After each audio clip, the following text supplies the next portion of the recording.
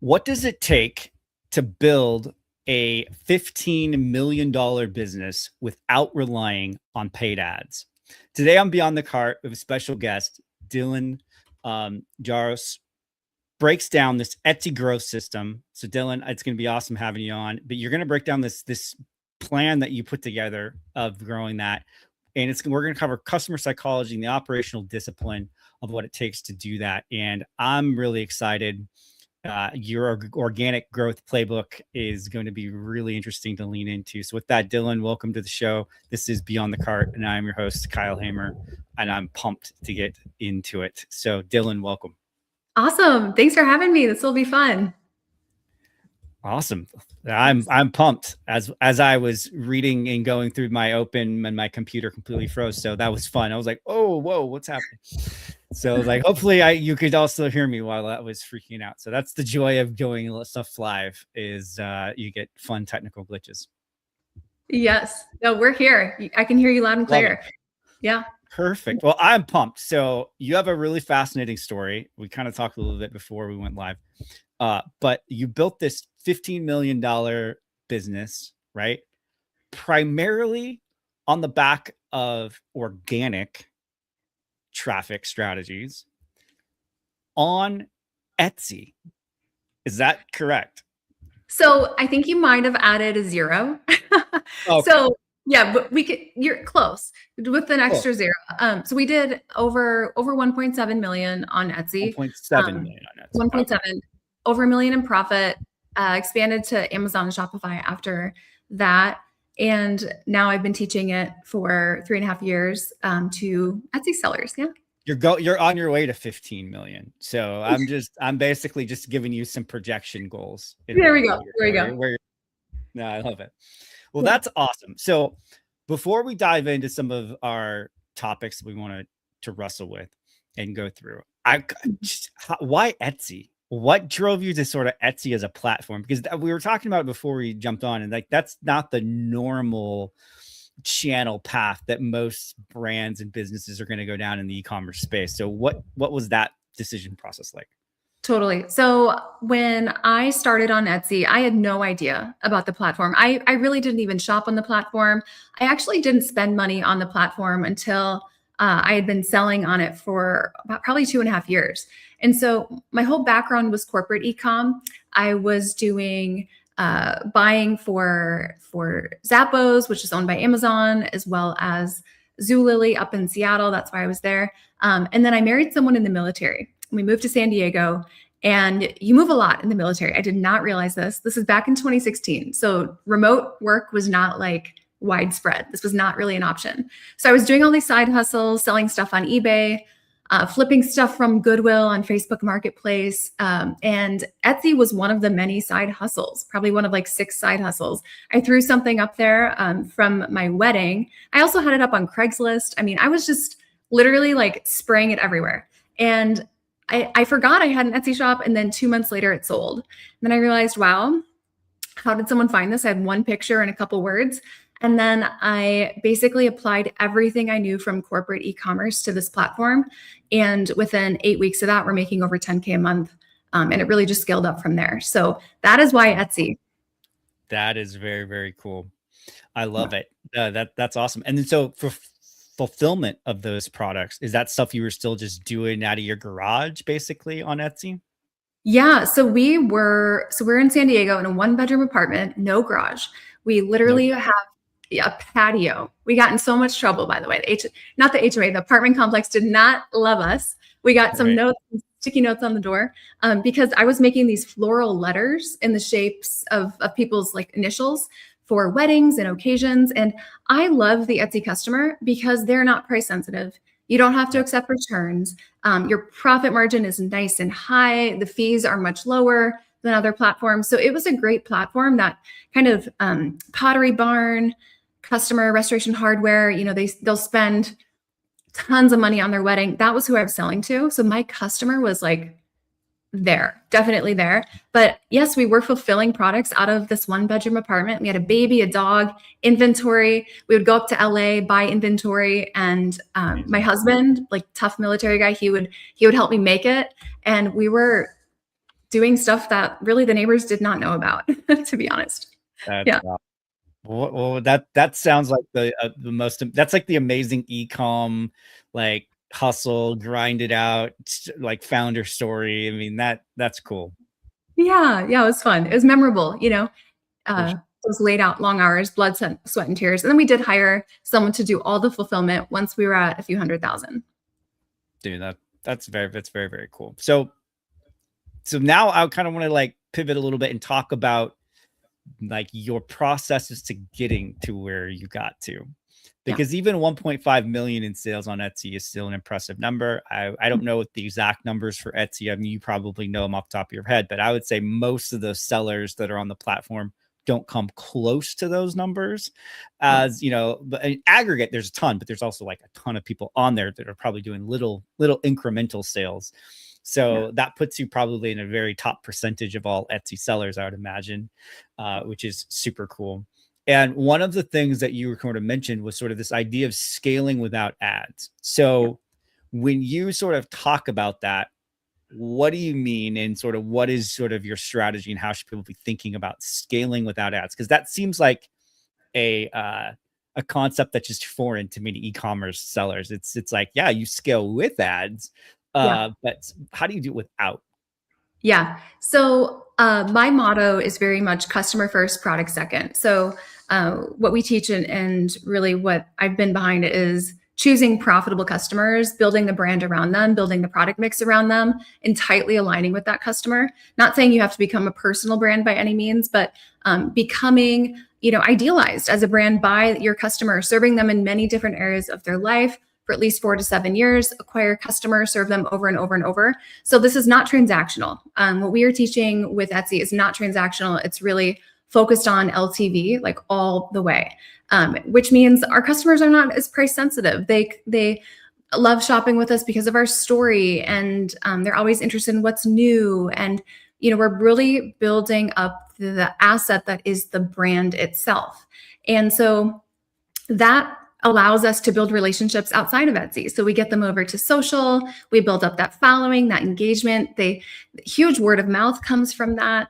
We get them tagging us, kind of like if you know Farm Girl Flowers. One of their big strategies is getting those customers to take the photos and tag them, and that was something that I really focused on. So I mean, the benefits of that are huge. You can always like pour ad spend on it, gasoline on the fire, Sure. but you don't have to if you really don't have to. Yeah. I love that. It reminds me of that Seth Godin quote, right? It's like, don't find customers for your products, find products for your customers. Something along those lines is what he said. And that you basically lived that out, and which is amazing. Yes. Yeah. So what do you think are some of the first organic growth levers that a brand should focus on before they even think about really increasing that paid media spend? Yeah. So I would say product market fit. That is Yeah, so important. And true. I get fired up about this. So heads up. I love it. But Let's go. Let's go. so I see so many people start an e-commerce business and they think of a product. They think, okay, I hope someone wants this.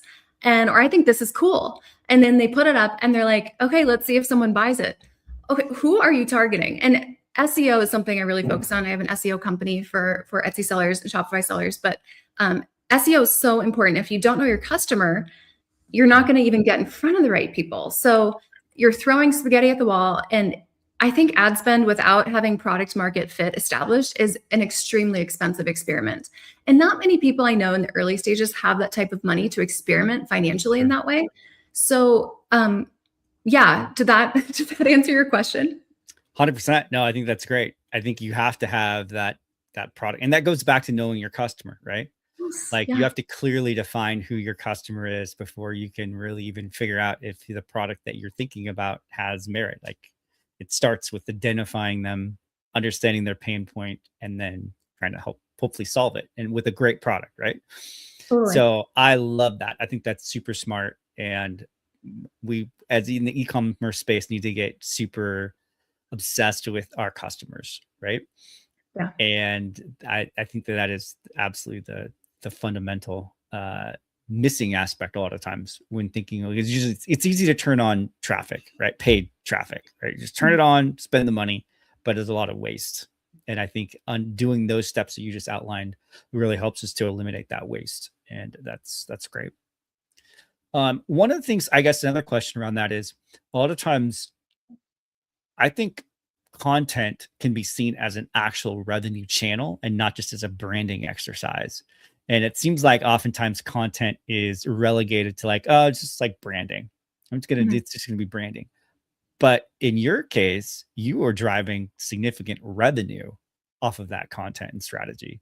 So how do you think that we should think about content, more so as a revenue channel versus maybe just a branding thing? Yeah.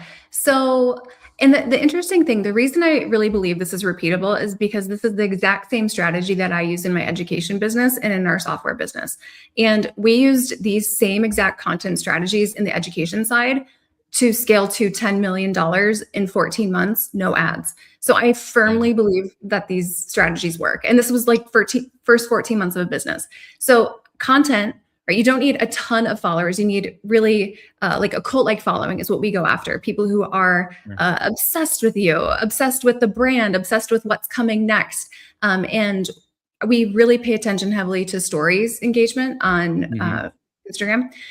YouTube is another great place to build trust. But in terms of, e-commerce specifically, Instagram, the automations you can set up, the ManyChat sequences, you can set these up and they can go, 28, 45 days, huge sequences. We treat them like email marketing at this point, and it's been more effective for us than email marketing. So I recommend that if you have an e-commerce brand, think of yourself like an influencer. Follow people like Emily and Gemma, Danny Austin, Aaron Williams, those are just a few, Loverly Gray, and look at how they are setting up what they're promoting. So comment dresses and we'll send you the top 10 dresses for summer. Okay, you as an e-commerce seller should be setting up sequences like that. And super low cost, no ads needed. I love it. I love that. That's awesome.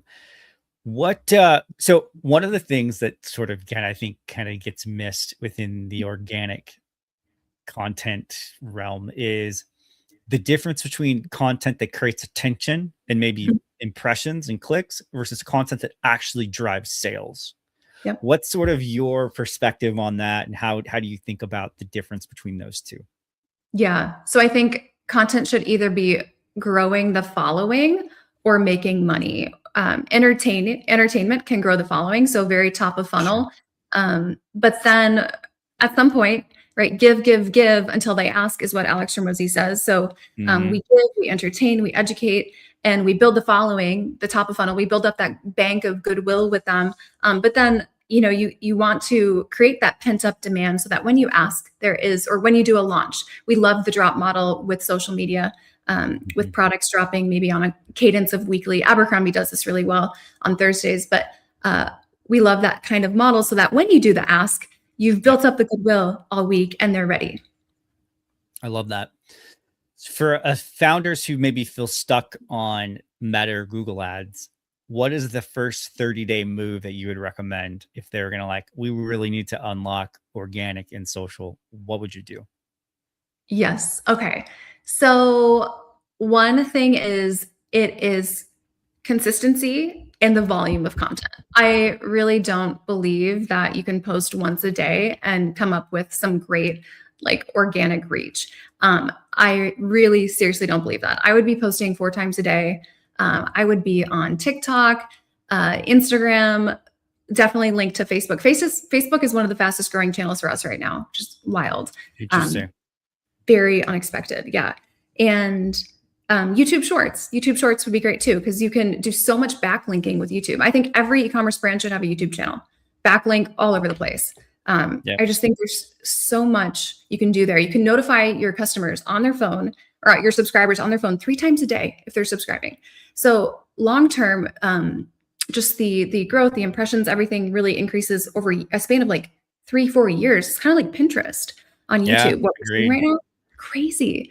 Yeah. Great. So I would do high reps of content. Everything that becomes a top performer, I would be posting it every 3rd day on repeat, because those top performers, especially on Meta, Instagram, Facebook, it is over 90% usually a new audience. It's not like people think, oh, I'm posting the same stuff, my audience is going to get sick of it. Well, it's mostly new people you're going to reach with those top performers anyways. And that's been huge for us. Yeah. I love that. No, I think that that's right on. Like, that's one of the power I felt like of Pinterest and YouTube is that there's that longevity, right? You put that content out there, and then you can just build momentum on it over time. You're going to build up views, you're going to build up that. And that's different than, say, maybe like Instagram or Facebook, where you have a post, maybe, like if you're engineering the way that you're talking about, like you get a lot of shares and there's that sort of virality nature to it. But I think it's a lot more so of a possibility in something YouTube in terms of with like views. So I think that's really, really smart to approach it in that way. Plus YouTube has a lot of traffic. Like, yes. People forget how, like, how much traffic YouTube. I think YouTube, not only is it like the third biggest search engine still in the world, it also is the 7th largest TV network like people use it to watch their TV. Like it's their paid YouTube TV, like replaced cable, and they're using YouTube for it. So just the ability of the eyeballs that are on there is crazy. So I do think that YouTube is an undervalued organic play for sure for brands. Totally.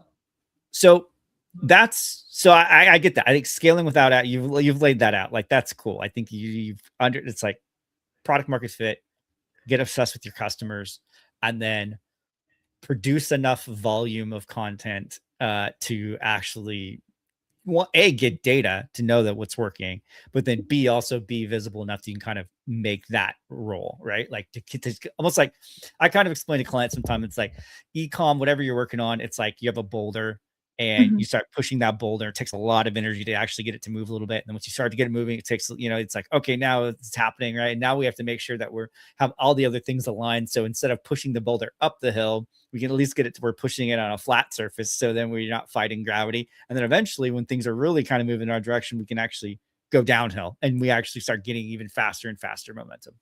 Yes. And I feel like organic's a little bit like that. What's your take on sort of long form content versus short form content? And is there a balance between the two, or where do you sort of land on content length? Yes. It's really interesting. I just had a meeting with our YouTube editor today, and he's been doing all of our strategy for 3 years. And the top performers in the last 30 days, let's say, half of them are from 3 years ago, and they are things that have spiked 3 years later. And about half of them are short form, which is crazy. It's like something would be, a few thousand views a month, short form content. And YouTube Shorts can be up to 3 minutes now. So, you really can do a lot with that. Short-ish. Yeah, short-ish, right? Mid form content. But yeah, and you can do a lot with that. And so people think like short form content, it's like, kind of a flash and then it goes away. But with YouTube, it's not. It definitely has long-term growth potential. So I like shorts. But then for things that are more like unboxing, longer form reviews, building trust, especially for e-commerce, I like long form. For anything you're doing where maybe you are working with YouTube creators, maybe they're doing gift guides and things, the long form is like just where trust is built. Yeah. Yeah, I love that. That's great. Awesome. So let's pivot a little bit and let's talk about the idea that you sort of have led with your business, and that we kind of touched on a little bit, but it's like that customer to community aspect, right? Because you really want to build like the raving fan, the super fan, right? In your business. What do you feel is the difference between having a customer and having a real community around a brand? Yes. So I think a lot of it kind of ties back to where the purpose, utility, fulfillment from a product comes from. And a couple of brands that I like to look at are Stanley. Stanley is one that I think has done incredibly well, Stanley cups. But I think they made serious mistakes, by the way, in the last 18 months. But in the beginning, what they did, creating that virality, that iconic, it became Mhm. iconic having that. It was like jokes on Instagram, these reels with these Mhm. people with Halloween costumes. People had these things for Halloween costumes.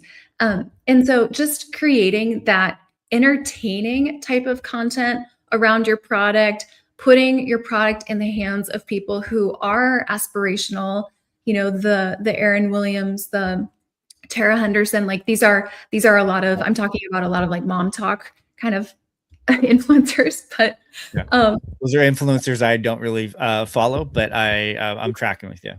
you're tracking, yeah.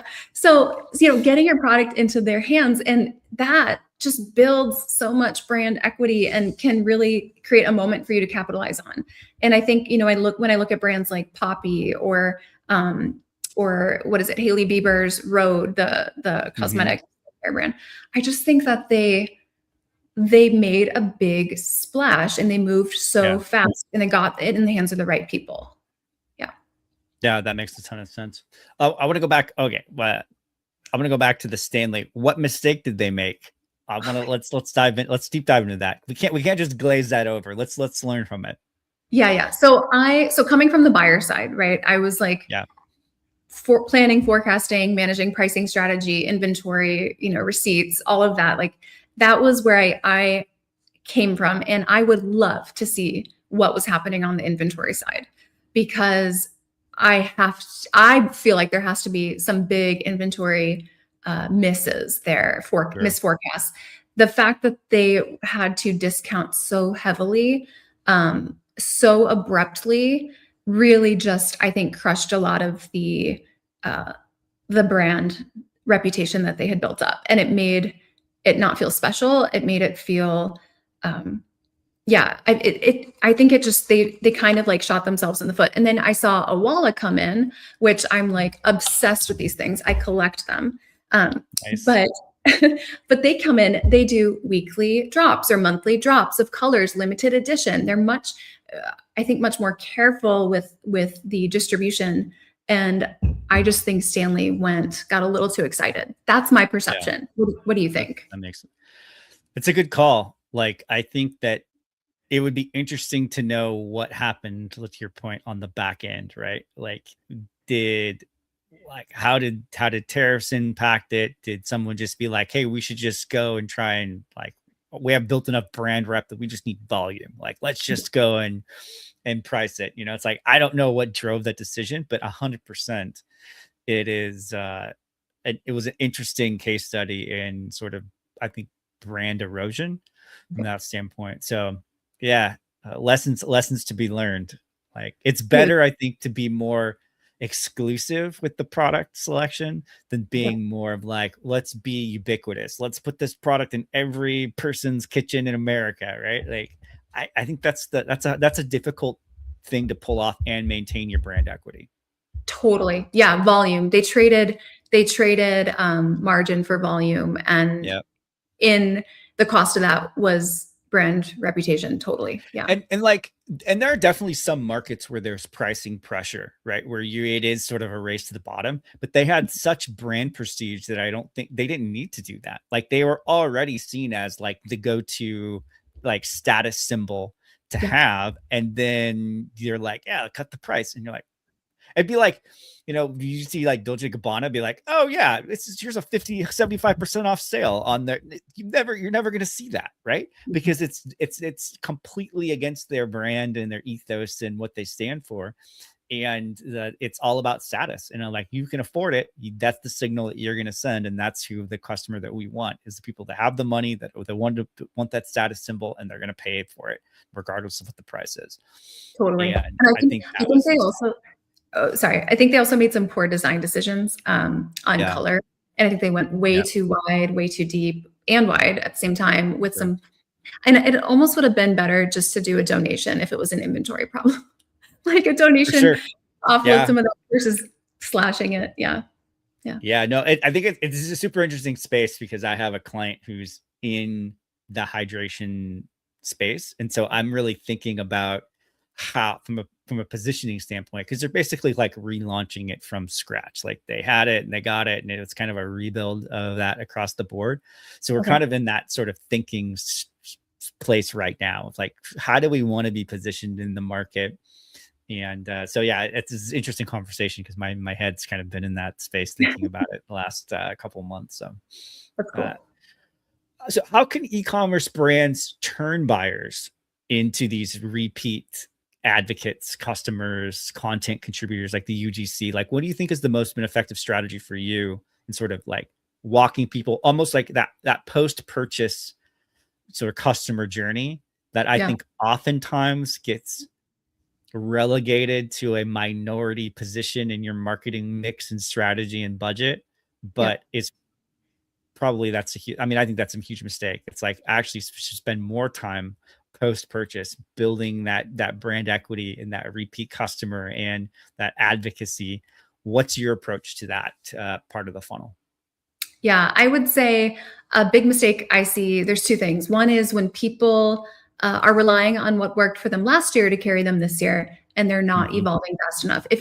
I always think, especially for Etsy, if your best seller last year is still your best seller this year, I think we've missed major opportunity, left so much money on the table.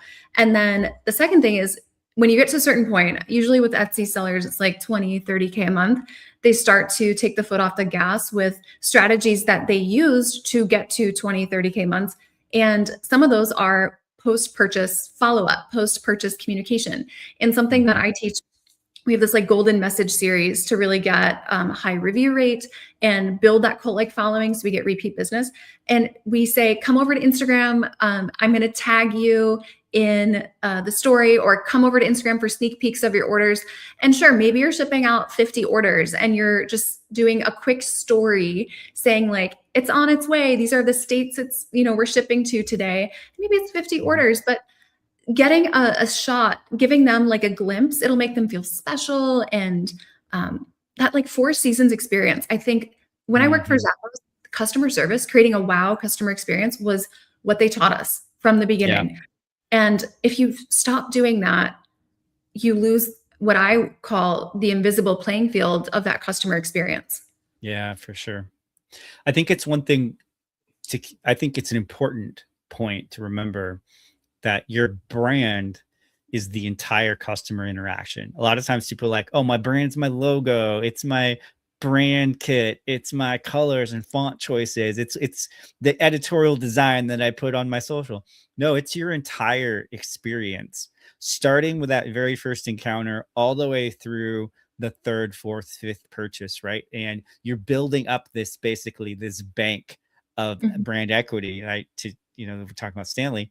It doesn't take very many mistakes for that equity bank to be completely depleted. Like, I mean, one bad experience and that you've just lowered it dramatically. All that work and effort that you put into it just wiped out. So I think that is a really good point, is thinking about it as the entire customer experience as your brand and as a brand touch point, and get obsessed about that is really important. Totally. I actually had an experience, a wow moment. I hadn't had a moment like this in a long time with a brand. It's called Nathan James. They do furniture. They also sell through Amazon and direct to consumer, but they forgot like a screw or something in the box for building these counter stools for the kitchen. Yep.